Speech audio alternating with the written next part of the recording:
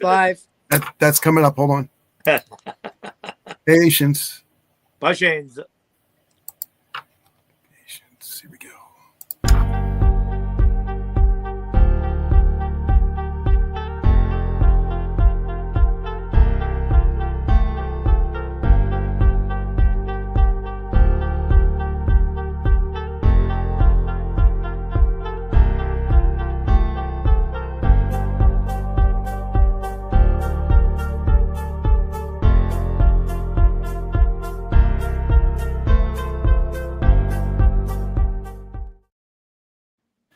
Well, everybody, welcome. It's once again, it's time for the mayor of rock and roll and friends. And here's the mayor, Sal Serchia, right here. Baby. Thank you, Brother G. Fran Whitney. Our sponsor is Fort Madison Guitars for all your quality equipment and music and guitars. Thank you, guys. And our guest tonight is the great Johnny P. You know him as Johnny Potenza, but he's also had a talk show. He's been laying low lately, but he's back, and he's going to tell us why. So I want to welcome Sal, Fran, and our guest, Johnny P. Yeah. Hey, you know what? I couldn't have said it better. I'm sorry. I was just production. I was just waxing up this 1800 sword. It's one of my protections. How's everybody doing? You never know when you might need something like that. It's better than having a gun. They can't arrest me for that. Protection's hey, important. Everybody watching, see the shirt? Check out the shirt, folks. That's a classic shirt. Late night Yeah, with Johnny but P. You know, I know Johnny for a long time. John, you know what? It's funny because whenever I think of you as like I just met you recently. But the show, when I was on your show, that was 2014. 11 years. You sure it was 14 or was earlier? No, 2014. It's right on YouTube. You have it posted with the date. Yeah, I got everything dated. Yeah. Yeah, and I looked at it today and I said, I know Johnny for over 11 years. You know me and in my than mind, that, you know me longer than that. Longer? You know me, from the Chiller Expo, like in the early 2004 or 5. Around that time. And then I ended up on your show later on, but we met early at the conventions.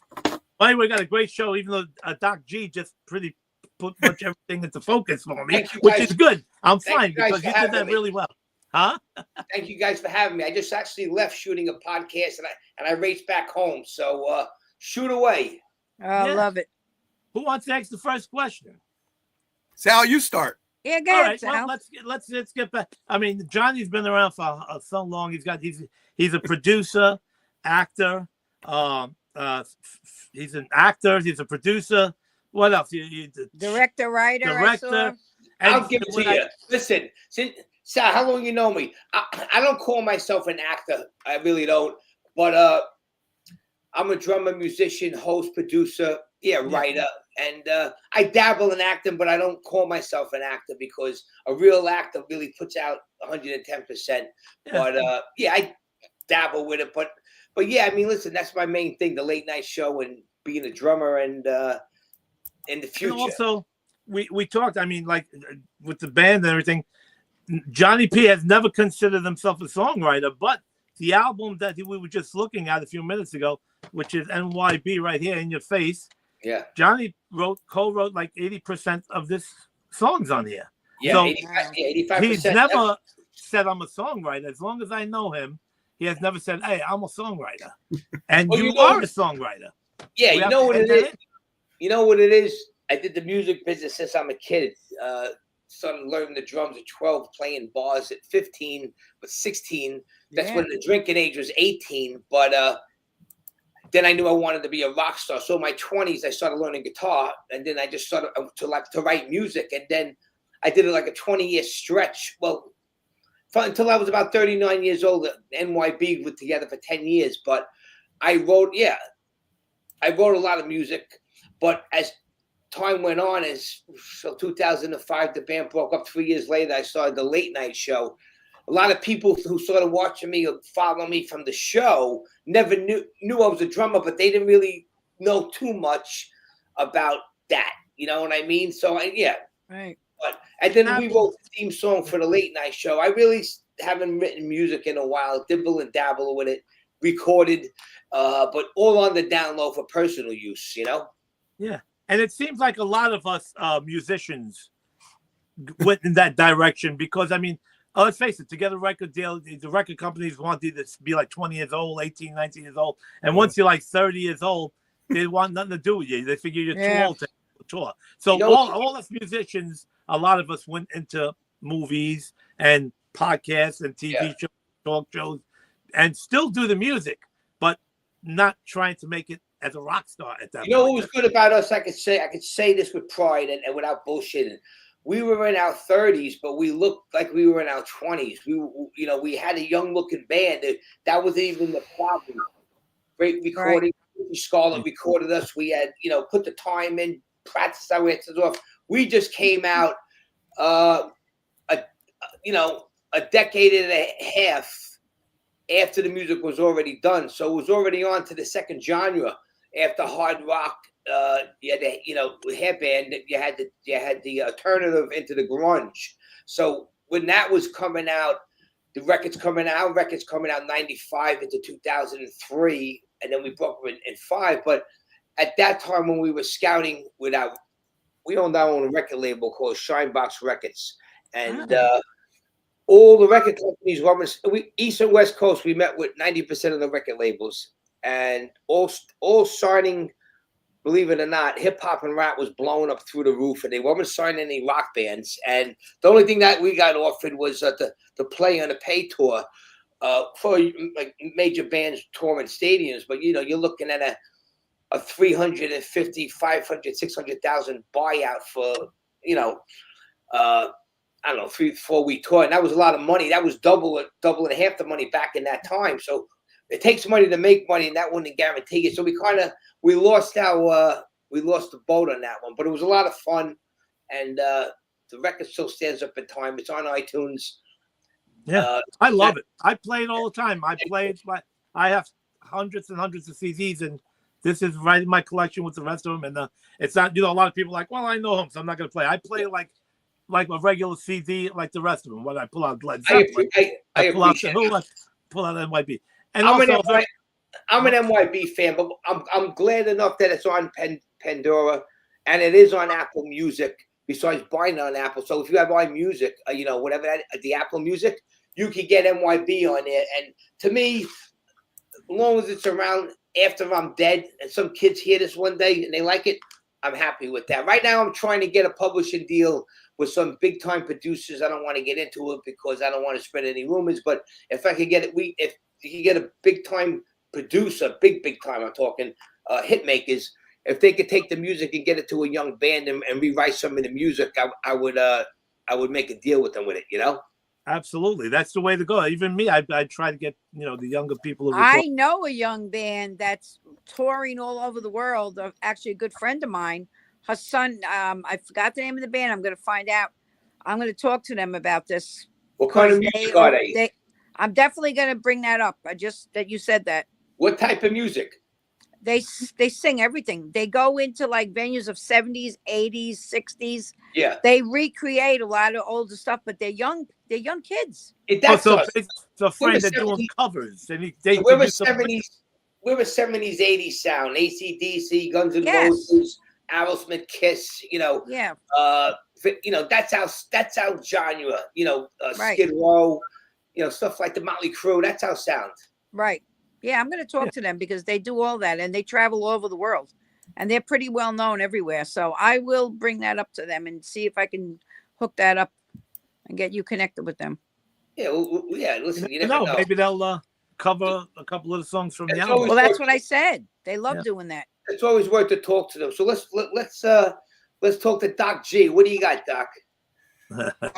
You're amazing. When I talk to Lisa Coppola, and you know who Lisa is, she's a good friend of ours. I love Lisa Coppola. Right. She's an amazing person. She always speaks highly of you. Every time I talk to her. She's like my dear friend / sister, but she's a doll. I wish I could get her involved more with me, but she has a busy schedule, She does, yes. But I want to talk to you about her time with you because that was when you were doing your show. Late Night with Johnny P. let's talk about a little bit of that when you were with her and some episodes that you had that were memorable. Well, the thing was with Lisa was I started off with a co-host because I wasn't confident enough yet to be a solo talk show host. So I always relied on someone with me. It was a lot easier for me. It was less studying for me to do because I was never good in English comprehension and learning in school. And even to this day, doing my show is a lot of prep for me because I'm a blue collar guy, and it's more work for me. Studying and writing and concentrating is more than the performing for me. But Lisa came along in the second season after I got rid of my first co-host, and then I was bouncing co-hosts around. Lisa was my part-time co-host, and then we just clicked.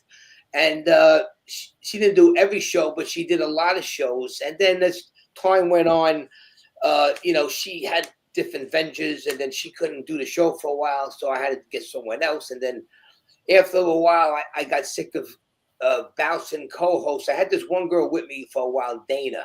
She was great. She was actually, me and Lisa had a great chemistry, but me and Dana had a little better of a chemistry because we were both Italian. And we knew how to feed off each other. And Lisa is not Italian. She's Italian, but she's not. You know what I mean? Yeah. She is Italian, but she's not one of those, hey, yo, this other one. Yeah. They were my two best gals. But at the end of the day, out of all my co-hosts, even Dana, Lisa is my dearest friend out of all of them. That's still in my life as a friend. And I love her husband, John. Dana, I hear from her, then I don't for years. The other girls I hear from every now and then, but yeah, Lisa's family. And Dana would be family if she kept in touch with me more, but she's weird. I'll hear from her for a year straight. I won't hear from her for 3 years. Yeah. And I would have worked with her. But yeah, after that, but the sixth season, everyone just kept saying, go by yourself. And it took me a season of falling down and until I sat down behind the desk with a guest until I found my knack to it, my edge. And then I just said after a while, I can't worry about the way I talk or pronounce words and be politically correct. Yeah. I just went with who I was, and then that Right. was it. It became a lot of fun until the end. I did 10 seasons, and then my fiance Michelle got sick towards the end of cancer, breast cancer, and by the time the 10th season came in 2017, I was under so much stress, personal reason. I had to call the show, and I wanted to retire the show and take a little time off either way, and then start the Up Late show. So I stopped the show, and I took care. I was always taking care of her because, but then I just that year, and then the year I was off, she passed about 9 months later, and then it took me 15 months to get back on the air because of grieving and depression, and then something one day God rose me out of bed, and I got back, and I just jumped back into the swing of things, and then we got shut down with COVID right after about a half a year of doing shows. And then we were off for, that was another 18 months. Got back, did about another, I don't know, so many shows, shut us down another, whatever, so many months. Then after that, I felt really good, and we went back into the swing of things. But then we lost about a third of our staff due to COVID. People changed all around the world, all around, not just the TV station, but in my line of work, the neighbors, friends. People just got lazy all around the table and just didn't have that motivation until a couple of years later. And some people still didn't snap out of that laziness. They got used to being home and working behind a computer and doing shit. Me, I always worked my ass off my whole life physically. My father broke me in with tools in my hand at 8 years old, So I've been on hiatus with the Up Late with Johnny Potenza show since the last show I did in the fall with Federico Castelluccio, Fury of the Sopranos. And I needed to take a step back because I got offered a couple of projects with a podcast company, and I'm actually working with a pretty big independent film company working on a documentary called From Late Night to Up Late. It's a behind the scenes look at the making of a public access show. The ins and outs and the truths and the dares. There's going to be an untold story with a lot of funniness and bloopers and the truth. And yeah, there's going to be some feelings hurt in it, but it ain't going to be no digs. It's just going to be the sacrifice of what it takes to do a public access late night show. It's not easy. No. It's a grind, and you know, I'm not known for my patience. I can admit that, but I've been developing more patience. You know, so I would be a little bit like Joe Pesci meets Frank Vincent meets Johnny Carson meets Johnny P. You know, on the show. You know, I would just snap out, be like, "What the fuck you doing?" You know. But everybody's been great, and you know, 20 years, and just to tolerate me, the people who lasted the longest are the survivors, and the ones that didn't, they just listen.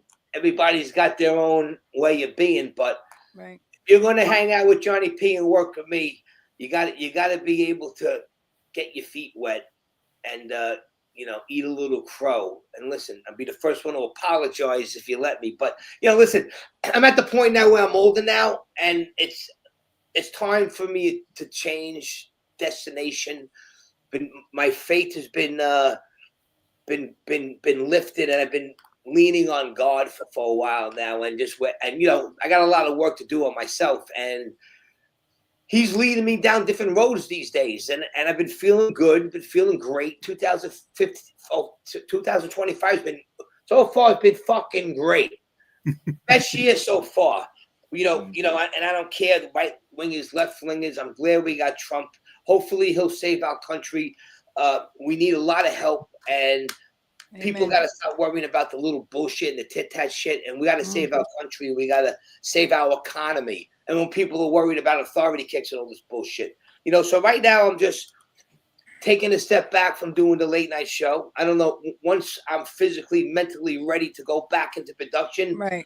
I'm going to blow the roof off the stations, bigger and better than ever. If I don't, the podcast, which I want to talk about, is called Breaking Balls with Johnny P.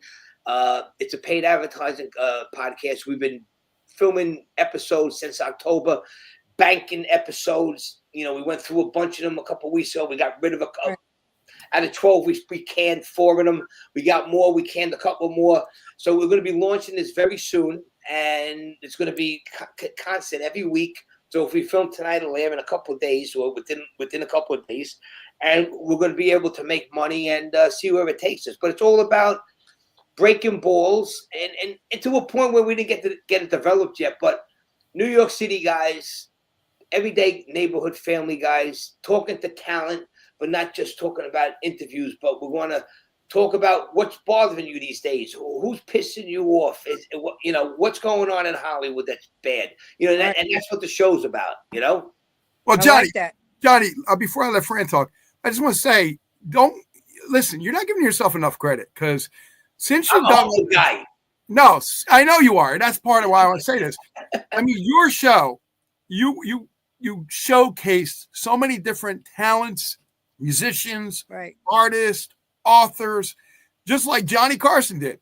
And I put you in that same category only because you're a local guy, you're Italian, but it's the time you dedicate to do the show, the time you dedicate to get the people on the show, and then interview them to get them more exposure. You got to give yourself credit for that, because that's what I see that you've created for yourself.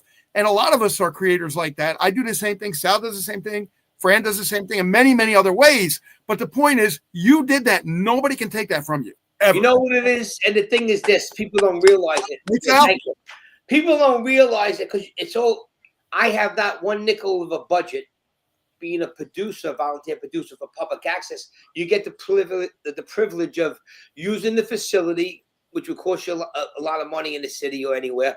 You get to use all the equipment, and there's all the tools you need there to do a show. But what I do requires a lot more attention than 99 out of 100 shows that come in and out of public access, because there's a lot of bells and whistles, and that's what keeps everybody away from doing it.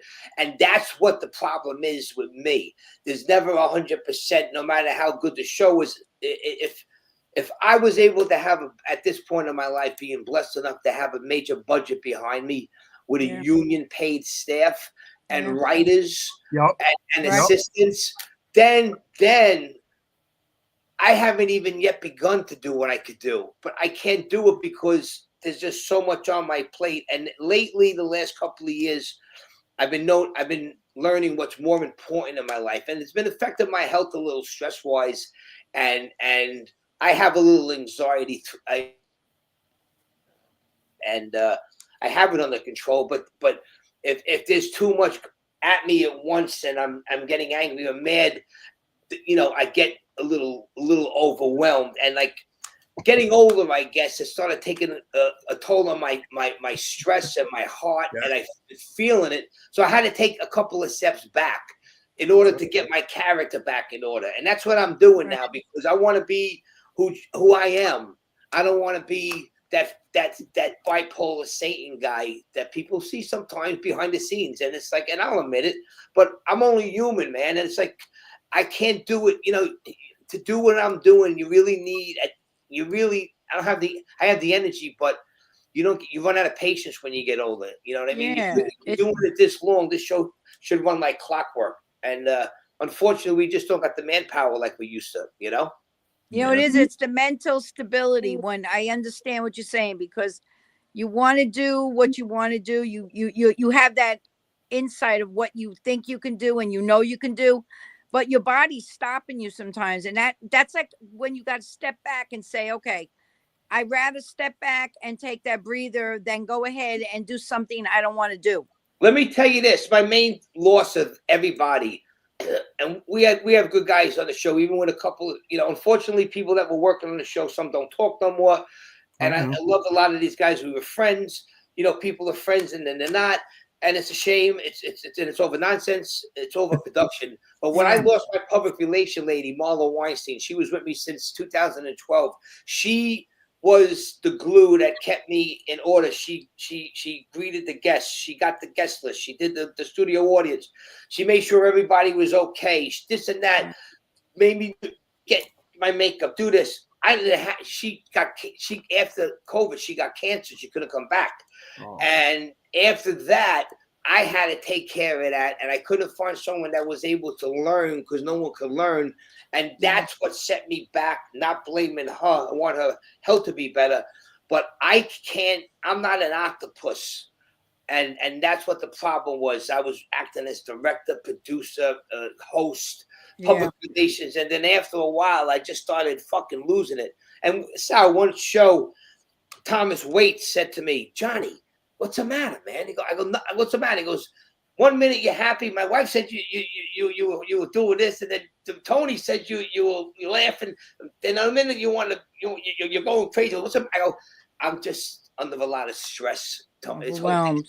And yeah, once I heard it from my friends, I took a look at myself and I said, after a couple, I have to step back from this.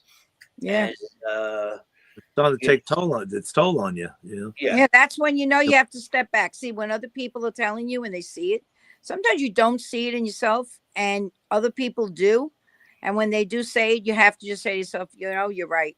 And that's the right thing to do, is to step back and just take a look at what's happening.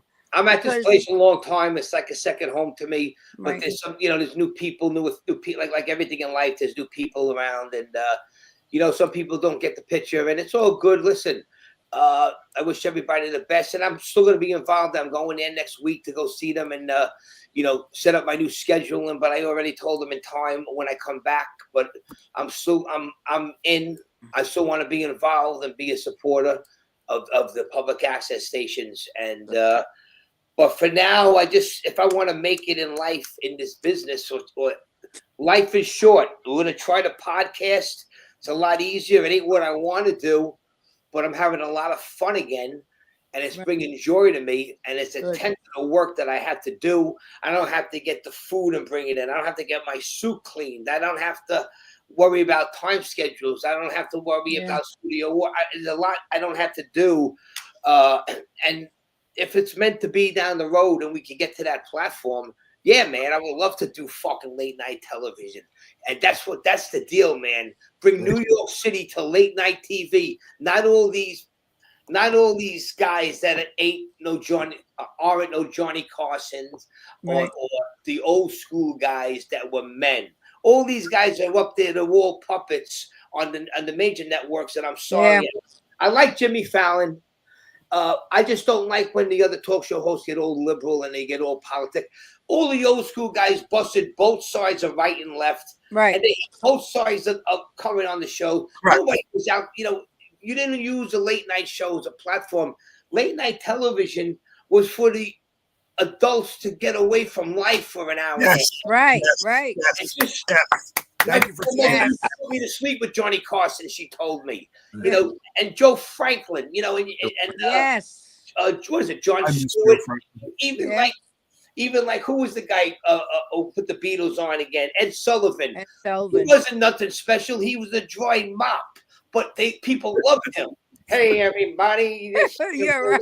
No, Try him up. you watch it, you laugh, and then, Johnny Carson was just a gentleman, and just the comics alone, and just Dean Martin and the Rat Pack.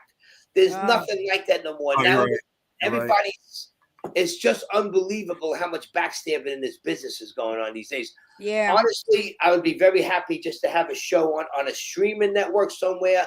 I really don't want to be involved with any clear channels like CBS, ABC, NBC. Listen, I'm not going to turn it down if God gave it to me, but there's just too many rules and ass kissing that you have to do. And Yeah. there's only so much ass I will kiss, Or no ass. And No I'd rather not live like that. And I'm almost at the point where I almost want to just go to Hawaii and take my savings and open up a fucking bar with T-shirts on the fucking beach and just say fuck it, Sal will sell margaritas with you.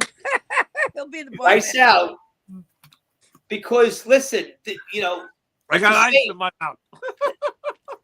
unless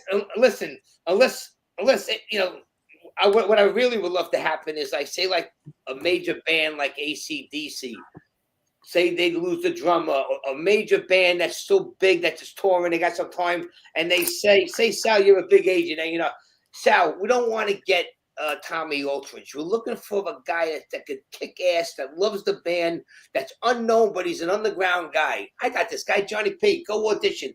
And if I was able to do that and get lucky, like a 1 in a million shot, I would be more than happy filling in for a major band and do a couple of world tours, make a couple of $1 million, and then just retire, Hey, you never know. Look at the guy from Journey on YouTube singing, and then he's the lead. He's there now. Yeah, that guy. Yeah. I can't sing. I can't sing to save my life. I can't sing like the mayor, Man. Yeah, and I was thinking while you were talking, I said to myself, and like you said, everything with music and TV shows, it's all in a way. I mean, it really is luck because everything's luck. Public access. I mean, Johnny P show, none but major big people on there. I mean, all celebrity, William Forsythe.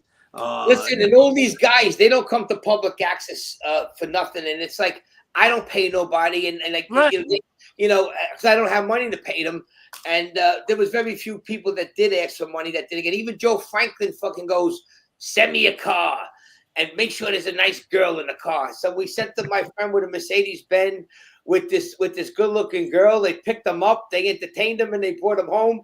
And he was great, And yeah. He was a good friend of mine, Joe Franklin. You know what Oh, it I is? didn't know that. Wow. I'm not starstruck. After I met my idols for the first time, Kiss, and I met them individually, I got over the starstruckness. And years went on, I just acted like myself, let them breathe. They got to know me, and they just like my attitude, and they did me a favor. And the first guy that really opened the door for me that would say, is Vincent Pastore, man, big pussy for The Sopranos. Yeah. He came on in the beginning of my third season. And I was so wet, but but me and Dana were primed that the set looked like a cheesy Uncle Floyd setup. Not that it's any better now. Now I got the high version of the Dollar Tree store setup on my show, but it works. But when Vinny Pastore came on the show, it was such a fun show. It opened up a lot of doors for a lot of named acts to come on the show. Right. That's what happened. Right. Yeah. That's what happened. And Vinny Pastore, I love you, buddy. I call him Uncle Vinny.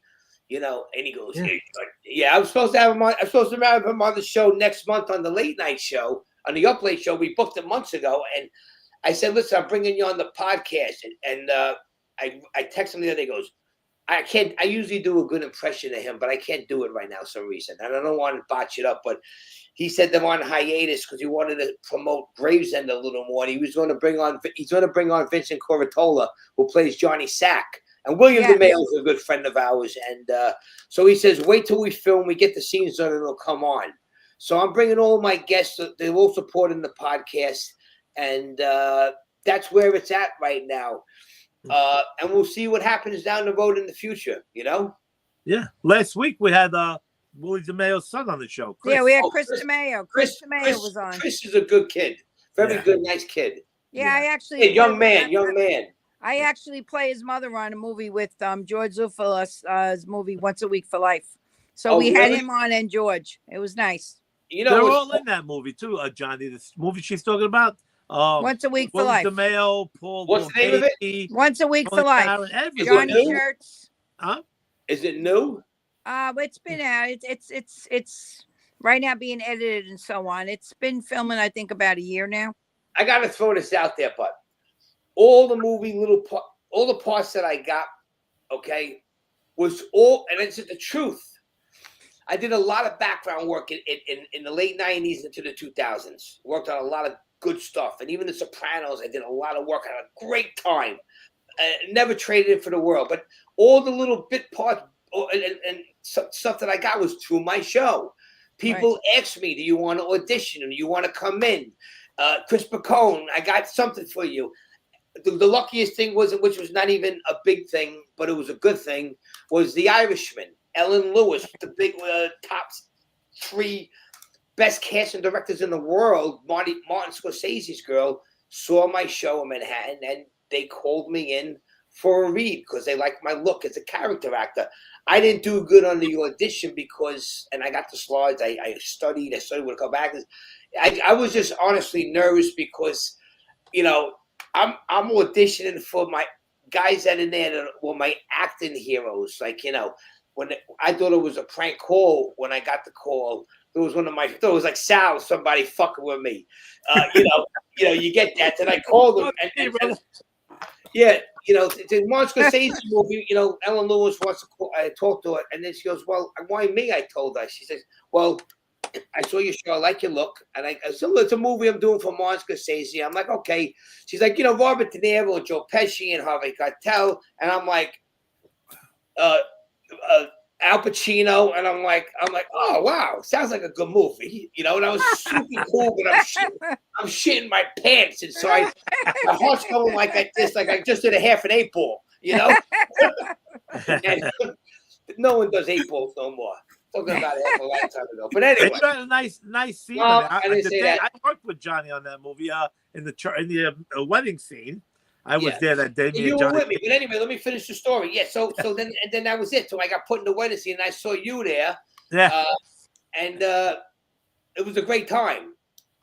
yeah, and you got a really nice slow motion scene, real Yeah, close. listen, If a you lot see of it in the people- movie, you see Johnny it- P. Very slow motion moving, and it's all on him. The camera was all on him. I laugh all the time. I say I don't like that scene because Martin Scorsese told me in that scene, he goes, "I want you guys to look tough and grin your teeth and lick your lips." And I'm like, "What do you want me to lick my lips?" He goes, "Just lick your lips." So I had to do Lick your this, and that's lips. the part I see, and I'm like, because you know, you kind of get vain a little, like how you look, and everyone's like, "That's a great scene." I'm like, "Yeah, but it's okay, it's all good." And then it was, you know, and I learned to, I love it now, but it was definitely a great time. Never forget it. And then Ellen Lewis sent me some auditions after that, and then again, COVID hit. You know. Yeah, that COVID screwed did up a a lot lot of damage. That messed Great. up so many things. Oh my God. Well, I gotta ask you a ahead. question. Who in the music business, who would you like to play with, like just to do a jam or whatever? Is there anybody that you always think about that you would really like to do? Everybody. I did everyone that I Everybody. love, but the thing, like the Foo Fighters are a great band. I'm not really a big David Grohl fan, but the Foo Fighters together kick ass. But he got to play with all his heroes. everybody. Yeah. McCartney, Zeppelin. Like I would love to jam with every one of those guys because I could play at least a couple of songs from all of those guys. And but I can say I did jam a song with Ace Frehley from Kiss, my favorite Wow. band of all time. In 1995 at Tuxedo Junction, it was a benefit for Tommy V, who died of AIDS, and they did it. And Ace was up there. This was like 8 months before the Kiss reunion got announced. And I was front row, and Richie Scarlett put his hand out, and then they fucking pulled me up on stage, and the guy pushed me, and he goes, "Go up there." And Ace was a little drunk, and he's just looking at me, and I'm like, and I ran behind that drum set, and I had played Johnny Be Good, but I jumped in, and once the song was in about 30 seconds, the drum, I had to go behind him and grab the sticks, and I jumped on the drums, and it's on YouTube, and I played with it, and then at the end, On YouTube, really? but it went so fast, and then Ace Frehley was looking at me with the guitar, with his cigarette. I watched thousands of concerts. I mean, not thousands, but hundreds of concerts, like 1,000 times of Kiss through my life. So just to have Ace Frehley look at me, I just felt like I was watching a video. Wow. And it went so fast. My friend who was taking pictures, the video was cool and not as good as it should be, but it's good. My friend who was taking pictures was a Kiss fan, and he was so psyched. He didn't get that many great pictures of me, but he got pictures of me. But with Ace Frehley with his back turned, or Ace is in front of me with his face, and you didn't see me. But it's a memory of my lifetime. Yeah, and that's it. Again, Richie Scarlett, I owe a lot to. And Richie Scarlett, that Johnny's talking about, is the one who produced this album. Yes, he produced it. And he produced the other one, the original one, the first NYBCD, the EP. He gave me this. I remember. At TNT. This is a piece of collectible right here. That's yeah. nice. I like that. I'll show you the other one. See, I just It's moved a great into album. I have it right here. I just moved into a place about 4 months ago, so I didn't get to sit at the office, and I'm not staying here too long because I'm looking to buy something in Jersey within a year or so. Oh, Okay. cool. Closer to me. Yeah. So there's only so much I'm putting up because I got a lot of shit, but this is the original one. I from don't have that one. That's nice. 1996, and Richie Scarlett gave me the confidence to do what I do, what I do, even with the music business. He just pushed us to our limit, and he's like my brother, Richie Scarlett. I love him, man. And even Richie with the late, Scarlett is also known as the Emperor of rock and roll. well, he's the emperor of rock and roll. I'm the wise guy. You're the mayor of rock and roll. We got the king of rock and roll, Elvis Presley. I'm telling you. Me and you, we're just fugazis. Those The Fugazis. now we're underground legends, right? Underground, brother. Only you know about it. Yeah. I got a question for you, One too. of the guests this guy, Amesso, whatever, I can't say his name. He says, what inspires your lyrics and approach to your songwriting? Me, it's all real life experience. Like Addicted to Rock, one of the songs. It's about a kid not wanting to go to work 9 to 5 and just want to rock and roll and just be in a rock and roll band. You know, Right. I mean, War in the Streets was a song that was about my neighborhood, that was all about the streets, mafia, dealing, having, issues with drug problems and, praying to God that you're going to survive it. Then there's, Right. there's songs, there's a couple of ballads on there. I wrote a song actually for my mom, like an apology song for putting her through hell. Aw. It's called Biggest Fan. Aw. I like It's a nice song, and there's a song called "The Best Little Bitch in Town" on there. No. That song's on this CD. The one I have. Sound likes that song. Yeah. That song was actually from my prior band before NYB, was called Barrage. I love the song so much. It's like a Yeah, go-go I bar saw that. type of dancing rock and roll B-side song, and I wrote half the song with my old singer from that band, so we used it. And yeah, and all the songs we write about are all real life experiences. Yeah. And I'm Could we, looking at the picture, and you guys kind of remind me of, like Cheap Trick, where two guys have the long hair. Yeah. Two guys have the different The look. short hair. right? Yeah. Yeah. And I'm looking at the picture on the back, and it kind of reminded me of Cheap Trick for a second. Where Well, you know what?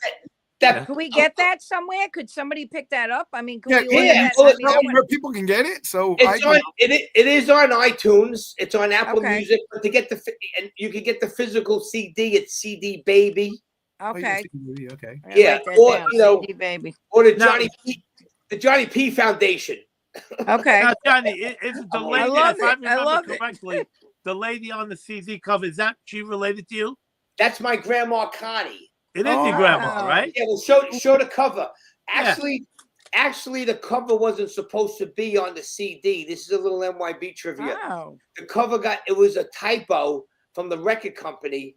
I wanted it like the old school, how it had the name of the band, and it was a black background and just the type. But they fucked it up, and our first printings were like they're 5,000, and I was like, what the fuck are these? We didn't want these. And, That was John. he gave it to us. He gave it to us half price instead of me giving him the whole order again. So I just said, "Fuck it," I took him. You know. Now this here, you were on the TV guide here, huh? On the cover. Oh wow. Yeah, well, that's not a real TV guide. No, I know. You just Oh, said I thought it was real. There's No. story. There's a story there that I'm trying to keep that at. I could tell you that on another interview, but that's a funny time. Why we put that in there? If they buy the record, they can find out about it. No, Johnny, I it like sounds this like you've picture, been brother. manifesting too for a long time. You What were do you mean? manifest? You manifest? I like this picture. The wise guy of rock and roll with about 10 babes around him. Look, it's old Johnny with about how many girls you got there? 1, 2, 3, 4, 5, 6 hot babes in the picture with brother Johnny. That's all that's there. 6. He was hiding some. Yeah, well, that was in my crazy single days, and I was the only one that was single at the band at the time, so I figured I'd rub it in on everybody. So you studied with Harry Chapin's father. I read about that. Yeah, That's awesome. yeah, Jim Wow. Jim Chapin. I actually talking about Jim. I swear, I just pulled this out the other day, and we didn't even prep about this because I got a lot of collectibles. This Wow. is, and it says, "Okay, John, you can stop now. You're getting too good. Thank you, love, Jim Chapin." This was an instruction. He looks like my dad a lot. This guy with his hair. But this is Harry Chapin's father. Harry Chapin, Cats in the Cradle. And the Silver Yes, Spoon. I was reading that. I was like, wow, that's amazing. Buddy Rich and Gene Cooper studied with him. But okay. he was like 73 years old when I was studying, and the guy had greased lightning hands. Wow. See? He would come Wow. over my house. We would pay him. He would drive in. He made house calls. He was expensive. Back then, it was like it was $300 to have him for 4 to 5 hours. Wow. But he would cramp you in that, and you'd have to make sure you had a bottle of Dewar's for him. Oh. So he had his Dewar's, and we leave it there for him because he didn't want to leave it in the car when he went back. But he had his whole drum set that he would leave in his car. Like, you know, we put things in cases. He would throw the fucking hi-hats with like these tie-in cymbals and the snare with the stand in the back. And he'd be like pulling it out. He had like a jackhammer, you know, like with a pry bar pulling the fucking parts. I'm like, here, leave those back there. We don't need them. You sure? Yeah, we got my drum set. That's But- funny. He taught me the molar technique, and he knew how to teach. He had a lot of patience, but he would stay until I got what he taught me. At least got a grip on it. You know, he taught me all these techniques and the molar Right. techniques and these things that brought up my drumming to like a whole different level. You know.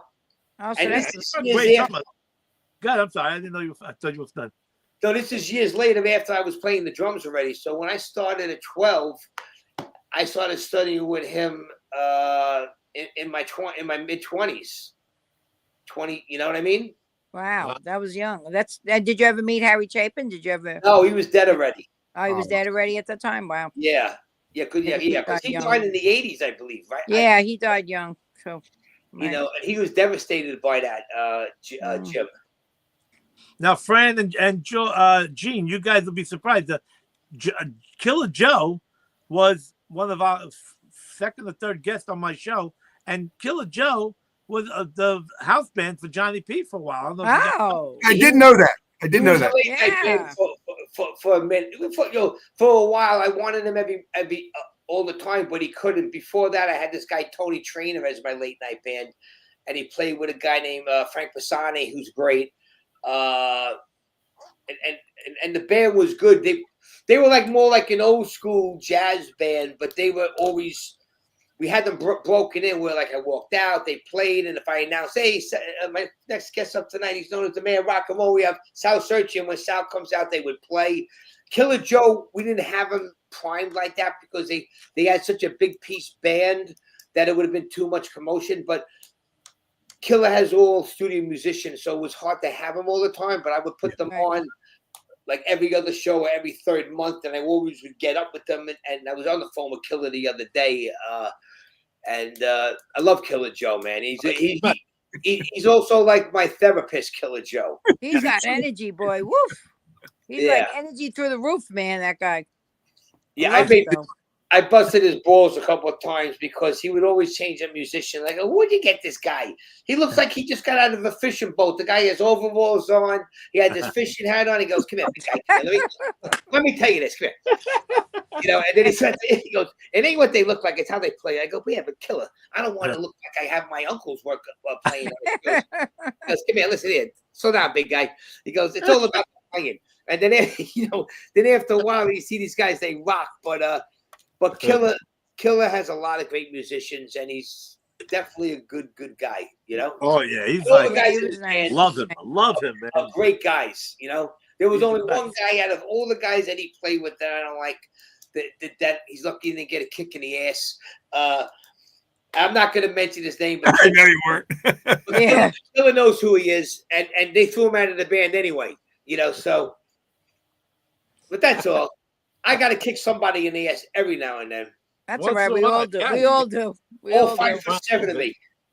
Did you ever play the China Club with? Did he ever Sal the mayor there get you on stage with him at all? I used to get up and jam on jam nights there, but I never played with any bands in there. Okay. I didn't know Johnny P in the China Club days. You're No. talking about the 80s and the 90s. I met Johnny in the what was it? Early 2000s. Yeah, like early, I don't know, 2003, 4, 5, around Okay. there. Yeah, Well, around that yeah. time. Well, yes. Because What I year did did the China in Club close? 2003. What time did it close? The What's China that? Club? The China Club? Oh, Yeah. when did it close? 1995. Yeah, so it was the early Wow. 90s. I was in there. 91. Oh, They okay. did, but I mean, in '95, that was the old one. Then they moved to 47th Street and 8th Avenue. All right. They opened up the new one. Did you go to the new one or the old one? I No, went to the that new one time a I couple was- of times. That time I was out of the scene. I was just playing and touring, Yeah. Right. But yeah, nowadays it's the podcast, Breaking Balls with Johnny P, co-hosted with my friend. I'm so sorry, I forgot before. Actor, director, producer, writer Lou Martini Jr. Yes, we had him on. Right. Yeah, he was on a couple weeks ago. He's my co-host, Such a and good guy. we work good together with two different personalities. He's the calm and I'm the storm. That's all right. That's good. That's what you need. I like That's that what yin and yang. You need that. You need Yes. that. So we just did a show a little while ago, and we're going to see Tonight, what right? Before you Excuse came on the show, you were doing it, right? Yeah. I usually go out to dinner with everybody afterwards, so I just went to get a cappuccino when I came back home. Stirred up a little broccoli raw with some grilled chicken, and then I Oh. came here with you fine folks. Sounds good. John, I love Broccoli Robin chicken sounds good. I love Yeah. it. Yeah. And that's yeah. it. So good, Gene. Were you going to say something? I thought you were going to say. I was something. going to say something earlier. When I met Johnny P, I think it was through a show I was doing called Animal House. Paul Veneer, all the musicians knew Johnny, and Animal House. I remember that. Yeah, who was running that? Oh gosh, I remember. well, Not- actually, I was the engineer. I'll be honest with you, and then we had a whole cast of artists, comedians. Yeah, a lot of comedians. What's And- his name? Carlo. Carlo Valerio. Yeah, good guy. He was on my show a couple of times. He was part of the Wise Guy show, but they had, they parted ways. That's Love- what happened. Yeah, I love his- understand that. I love his quarrel. No, I mean, listen, I'm not going to take anything away from anybody that was on that show. All I can say is we tried to help organize the show. We had some great people on. We always used to promote whoever it was on, and it just got to be like a real shit show because nobody really wanted to make it any better than what it was. They just what it was is what it was, but it wasn't good enough for everybody. Sometimes too many chefs in the kitchen. There you go. Yeah. That's the problem, right? Yeah. Too many segments, too many different issues. But I knew Johnny back then, and I think I invited you on the show, but it wasn't my show to invite you on. That's the only thing. And then I had a lot of people that wanted to be on that show, but you already had people on it. So I picked and choose back then what I was doing, and it was like maybe I don't know my reasons, and I forgot. It's been so long ago. Yeah, I understand. It's all good. Listen, we're all in the entertainment business, right? Sal, you've known Sal for a long time. Fran, you've known for a long time. You know me for a long time, and and we're all doing different things: films, TV, movies, and like Sal says, it's all intertwined with each other. Right. And it's always been that way. It's just more intertwined than it used to be. Yeah. Listen, one thing I gotta say with the trials and the errors and the good and the bad, I had a lot of great time. I had a lot of great times at public access television, and if public access television gave me my platform. There you go. Besides being a musician was one platform, but then to take it to the next level, I never ever in my life thought I was going to do a late night show. I never had that in my vision growing up. I got into public access in '97 to learn how to do film editing because we used to have public access shows film my band NYB live, and he goes, Johnny, you could go into public access, be a producer, and air your band all the time. I was like, and learn editing. Go, that sounds great, and that's what I did. And then they told me, well, if you're going to be doing this, they want you to come up with a show and a project. So my first show was a super low budget show called The Gangsters of Rock.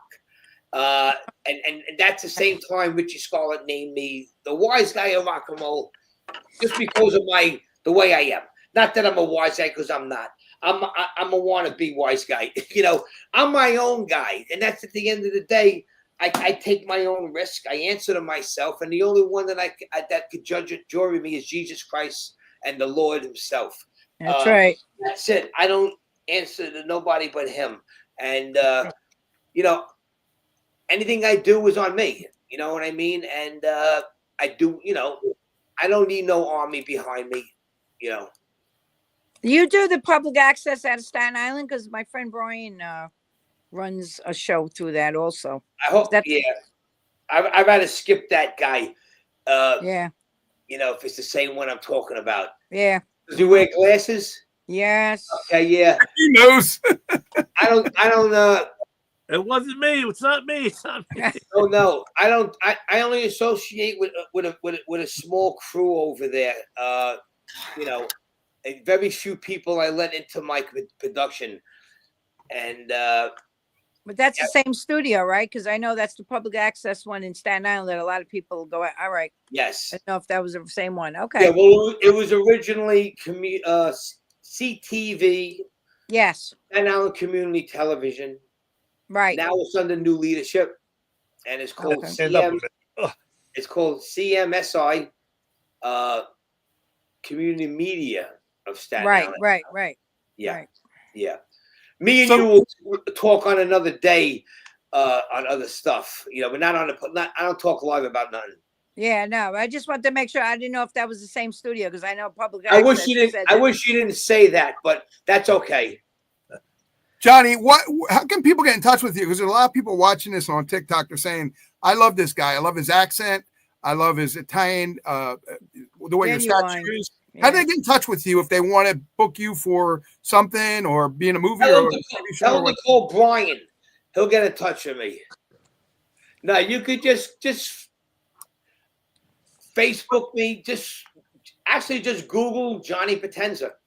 Yeah. And all the links are on there. My website. I'm on Facebook, Instagram, and I dabble with TikTok. I'm not really a TikTok guy because TikTok's cool, but TikTok don't want what I have. Interviews they don't really care about. They want to see people doing crazy shit. You know what I mean? And I don't know. 20 years ago, I'd be all over that TikTok thing. You know what I mean? But hey, whatever works. Well, Johnny, you got to understand something too. There's 10,000 people watching you live now on TikTok. No way. Yes, I'm looking at it right here. Are you serious? That many people have tuned in? Yeah, well, here's the thing. On TikTok's TikTok? getting ready to go down soon. So a lot more people are going there before it goes down. Anybody out there, come give me some love. I don't get as much love as I should. Give them the love, man. Let me let's get some likes, and we'll follow you back. On that note, we got to give a shout out to Paul, who makes the beautiful posters for us. Oh, yeah. Yes. Shout out to Paul. Very good. Yes. Hey, that poster is great, and that song is phenomenal on the poster. Yeah, he did a really good job. I love that. Yeah. That's music to the Johnny P show, right? Which one? Oh yeah. On On the the poster. poster. That's the Up Late theme song, written by me and Richie Scarlett, and produced by Richie Scarlett. Right. I play the drums on it. Richie plays guitar. Louis Spagnola's on the bass, who's Richie Scarlett's bass player. And then we got studio high-end professional musicians, Arnold Heck, who played with the Stones, and his resume goes on into a couple of thousand. And then Wayne Cobbin, another top studio musician in thousands of players. They played like 3 different horns and saxes each, and Richie overdubbed everything, and it made it sound like, we just did a bunch of takes, and we sounds like we have a 6-piece orchestra when we own 1, 2, 3, 4. We had 6 people playing on that. How's that? It's Wow. dynamite. And it's such a nice. I love the rhythm. This is the how do you call it? The man, I'm getting old. I can't remember anything no more. The whole atmosphere. I know, me neither. With that, it's so like moving. It's like Yeah. really. Well, I wanted the old school Johnny Carson, old school Rat Pack, old school Las Vegas, old school game show theme where when you hear it, it gets you off your seat. It makes Right. you want to it wakes you up. And Exactly. I also love the opening to your other, the other music where you're in Manhattan walking around smelling the hot dog and all Yeah, well, that. that's the NYB theme song. None of your business. And none of your business, right? It's on the album I have here. You know But I what? love the whole opening. Remember I told you, oh man, I wish I would have been in that beginning when you filmed it. I would have loved you to be in the beginning. That would have been great. That's what you said to me then. I said, it's such a great atmosphere, the whole opening, all over Manhattan, walking around. You buy Like a the Saturday hot- Night Fever hot kind of dog. thing, right? When you walk in Yeah, it's great. 86th Street. You know what's hilarious? This for the Up Late show, Thomas G. Waits actually directed a handful of those scenes that you see on the Up Late show with like the girls chasing me down the street. I didn't Thomas know G. that. Waits came out one afternoon for like 3-4 hours on the house. And he goes, Johnny, let's get some girls. We got to find some girls chasing you. And so also with all these girls and everything, we had these talent. He goes to the mother. He goes, listen, I'm a director, Thomas Waits. He goes, we're taping for an opening of a late night show. We're looking for some girls to be in the scene. They were all like, yeah, they all had a sonic consent. And he's like, you got to chase this guy like he is the guy. He's the late night talk show. You got to chase this guy like you want to rip his clothes on him. I go, no, Like in the beginning of a hard don't day's rip night. the suit. I told him before he started, I can't afford to buy new suits all the time. So we did about 6, 7, 8 takes of them running after me. It was hilarious. It was great, and they were awesome about it. But yeah, he did the scene of me running up the stairs, and there were some other things that we did that we didn't use in the final cut. But yeah, Yeah, I love that opening. Always did. It's just So, got guys, cool- we're getting ready to end the show. I hate to say, Johnny, Oh, you're gonna have to come back. You're gonna have to that come back. hour went fast. You're gonna have to Yeah. come back with Breaking Balls and tell us a little bit about that and some of the Yeah. guests you have on. But I want to talk about next week's guest. If everything goes good, Manny the Voice Cabo is going to be here from The Voice. Cool. Oh. And he's a super, super nice guy. He's on TikTok. And I love what he said when he's on TikTok. He says, I don't care who's watching. I don't care what I say. I'm doing this for myself. I don't care what anybody says about it. I don't care if they talk about Trump. I don't care if they talk about Obama. I don't care who they talk about. It's my show. I'm doing it my way. If you want to get a hold of me, get a hold of me. And you know what? It works. Because Yeah. when you don't care about anybody else, you can do what you want to do. This is Right. the thing. People And should that's what just, you do, Johnny. unless I live life like this, I don't bother you unless you bother me. Right. If you're working together in construction or production or music and you don't meet eye to eye, you part ways. You don't go after people verbally or stab them in the back. You know, Right. I'm old school. I'd rather just talk it out, get it over, shake your hand and move on with it. Public, the social media, people should be able to say what they want to say, Right. not use it as something to hide behind Mhm. and talk better. You know, we mentioned a couple of things today. It's all in good taste, you know, and that's what it's about. You know, there's people out there saying really bad stuff on social media and they get away with it. And I'm not about that. I just speak from the heart. That's right. That's the way to be. I like that. It's genuine and you're down to earth. Yeah. You Sal, know, anything last you want to say to Johnny before we go? Who, me? Yeah. Yeah, baby. I would just like to say God bless the world and God bless all you people and you know Yeah. You know, whatever it's whatever funny how religion. like Johnny was talking about. Listen, don't interrupt me when I'm talking about. Oh, I didn't know you were talking. I'm sorry. Come on. Go ahead. Say it in Hail Mary and then Our Father now, Sal. Get your rosary bead out. Let me just finish. And I want to say this from my heart. I really want to, send blessings and good vibes out to the world, to everybody, my friends, even my enemies. I pray for you. Right. Even if we never talk again. We live in trying times these days. We don't know what tomorrow brings. There's the world's at war. We got LA burning down. We have a lot of bad stuff. The economy's terrible. Let's not waste time going after each other. Let's waste time trying to just worry. Even if you're not going to help each other, help your family and help yourself. And listen, I need God in my life to help me. I need help. No matter what I do, I need the Lord with me because I can walk out of the house and get in trouble stepping on a leaf. Yeah. And thank you guys so much. I appreciate it. Our just pleasure. from this show tonight, I've learned so much more about you that I didn't know. I didn't know what a good, religious and with God and all that. You really blew my mind tonight with that. Well, listen, because I know you. We never talk about this kind of thing, but tonight I was always into my faith, but I stayed away from it for a while until situations in my life. Yeah. When my Michelle got sick, I really got into my faith again. And then even when she passed, I just kept my faith. Right. And I just kept it going. And as time went on, I know I needed the Lord to get me by. And it's like, listen, I'm not out of the woods. I gotta keep working on myself all the time. I mean, Right. I might be in jail next month. I might be next world leader. Who knows? I might be Right.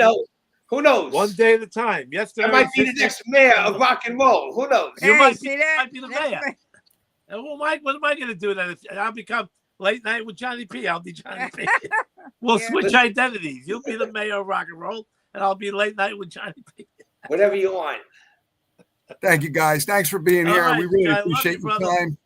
Thank We love you all. Johnny. Thanks for God watching bless us you, on Johnny. TikTok and everywhere else and listening to us everywhere else. We really appreciate it. And I'm gonna start watching. I promise. I'm gonna check up on you guys now, and eventually. And listen, as time goes on and we get rolling, we'll have you people down. But you've got to get down to the station in person.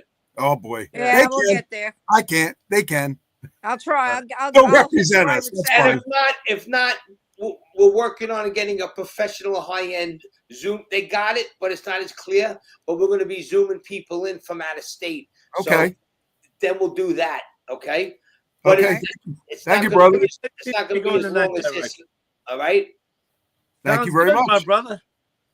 Bye, Sarah everybody. Mayer, I'll talk to you. Francis, reach out to me with your number in inbox. I'll send you my number. Same thing with you. Yes. Doc, okay. Yep, you got it. Look, Yeah, Paul's God doing bless the you, confetti. Johnny. Confetti. Paul's doing that.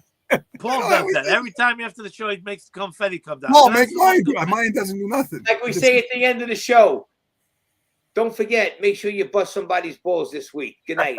There Oh, you I go. love it. I do it every day. All right, bye, guys. Take care, guys. Take care, guys. God All right, we're bless.